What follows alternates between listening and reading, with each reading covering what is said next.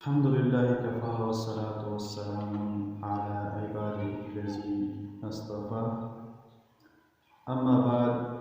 قال الله تبارك وتعالى في قرآنه المجيد: أعوذ بالله من الشيطان الرجيم. بسم الله الرحمن الرحيم. واحفظ جناحك لمن اتبعك من المؤمنين. وقال النبي صلى الله عليه وسلم: إن الله رفيق يحب الرفق في الأمر كله.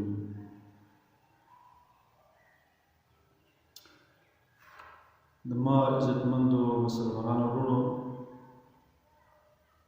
دی آیات مبارکہ او درنگی حدیث مبارکہ کی اللہ رب العزت د نرمی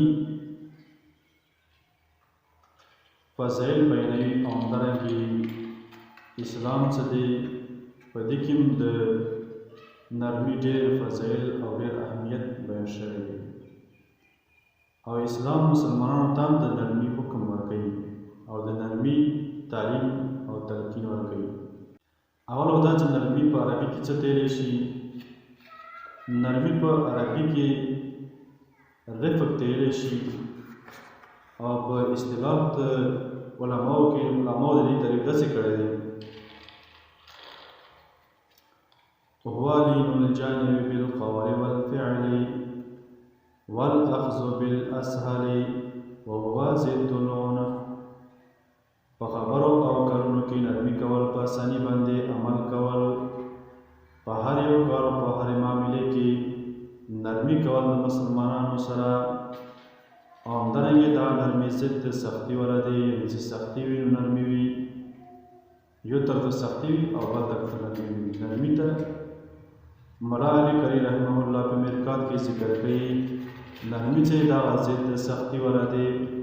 چې کومه سختي وي نو د سختي په مقابله کې کومه چې هغه نرمي وي. نرمي ته ویل کېږي نرمي ریشي خبرې ته چې انسانانو سره کوم د زندګي کومې کار کې کومې شعبې کې هم ملاو شولې، نو هر یو کار کې په خبرو کې نرمي کول، اسانتیا راوستل په دوی باندې. وګوره نبی کریم صلی الله علیه وسلم چې دی امام الانبیاء ورته ویلی کېږي، نو هغه ته هم دا حکم شوی دی. الله ربالعزت ورته فرمایي: واحفظ جناحک لمن اتبعک من المؤمنین.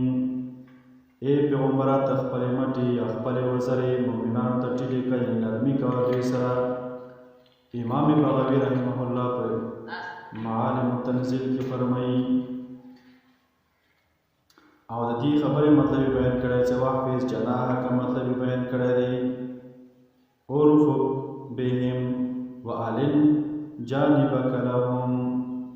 ته د دې خلکو سره نرمي کوه او مهرباني کوه د دوی سره. نبی کریم صلی الله علیه وسلم اخلاق چې دا ډېر نرم وو، نو دې د وجې نه الله رب العزت د احسان په طور سره دا خبره ورته بیانوي: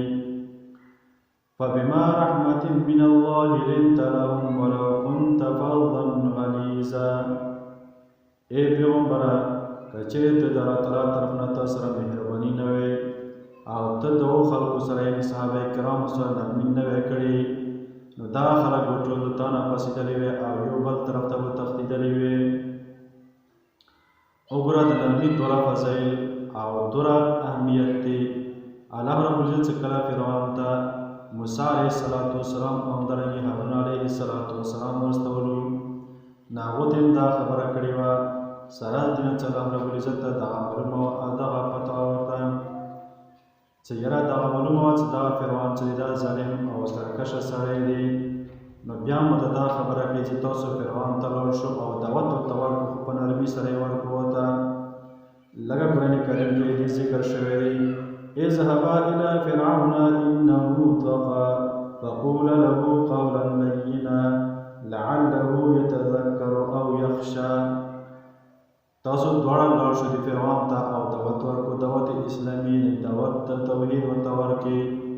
خو په دې طریقې سره چې کله تاسو دواړه خبره کوو نو دا خبره په نرمي سره وکړو، نرمه خبره به ورته کوو. نو دې نه دا خبره معلومه شوله چې کله هم دین بیانوي چې ورته دعوت ورکوي نو په نرمي سره ووي، سختي سره به نه وي.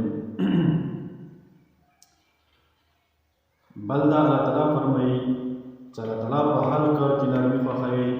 لکه د بخاري شریف حدیث دی نبی کریم صلی الله علیه وسلم فرمایي ان الله رفیق يحب الرفق في الامر كله دا الله تعالی چې دی نرم دی او نرمي خوښوي بخاري شریف حدیث دی نبی کریم صلی الله علیه وسلم فرمایي ان الله رفیق يحب الرفق في الامر كله دا الله تعالی چې دی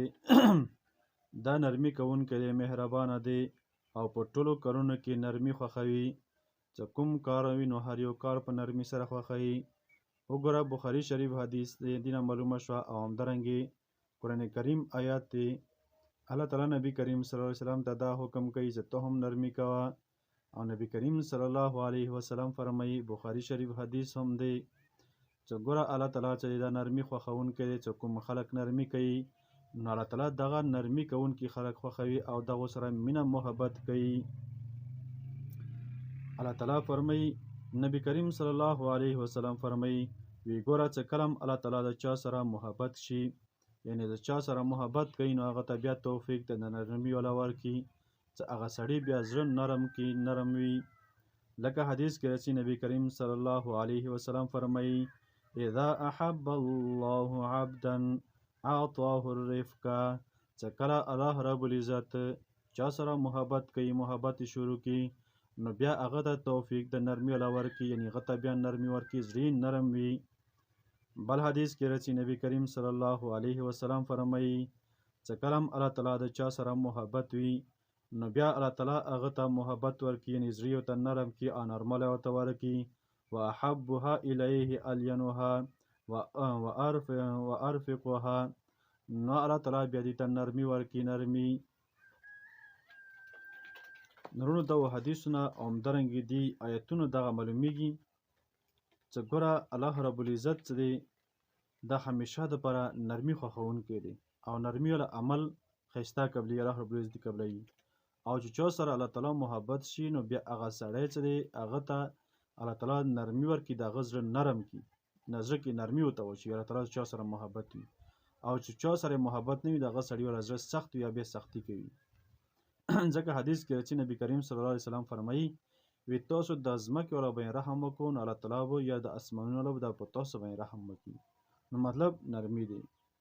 وګوره قرآن کریم کې الله تعالی بل ځای فرمایي یا ایها الذین آمنوا من یرتد منکم عن دینه فسوف یأتی الله بقوم یحبهم ویحبونه وأذلة على المؤمنین وأعزة على الكافرین الله رب العزت فرمایي وی کسا